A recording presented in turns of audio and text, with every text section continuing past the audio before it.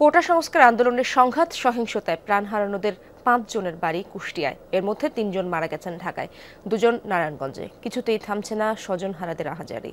উপার্জনক্ষম সদস্যকে হারিয়ে দিশেহারা কোনো কোনো পরিবার। একমাত্র ওয়ালটন এসি দিচ্ছে ১ বছরের রিপ্লেসমেন্ট গ্যারান্টি এবং কম্প্রেসারের ১০ বছরের গ্যারান্টি।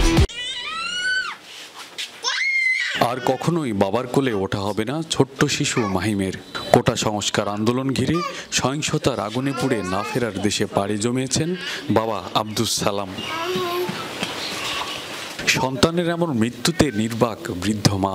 কুষ্টিয়ার কুমারখালী উপজেলার চরজগন্নাথপুর গ্রামের আব্দুস সালাম পেশায় ছিলেন ইন্টেরিয়র মিস্ত্রি।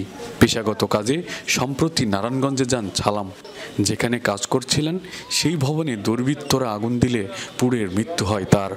আর সাল বেটা কোনো পাটিউলা কোনো ইওলা, আমার বেটা বোট মিস্ত্রি, বোর্ডের কাম হইতে। সংসার তো সেই কাজ করতে ইনকাম করতো, তার উপরে সংসার চলতে।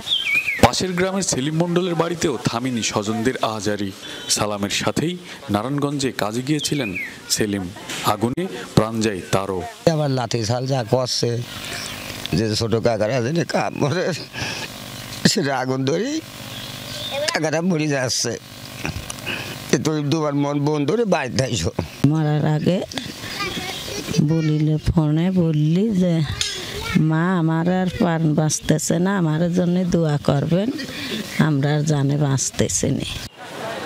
একমাত্র ছেলে মারুফ হোসেনকে ঘিরেই স্বপ্ন বুনেছিলেন ফল বিক্রেতা খোকসার শরীফুল ইসলাম। কুষ্টিয়া পলিটেকনিকে পড়ালেখা শেষে রাজধানীর একটি প্রতিষ্ঠানে ইন্টার্ন করছিলেন মারুফ।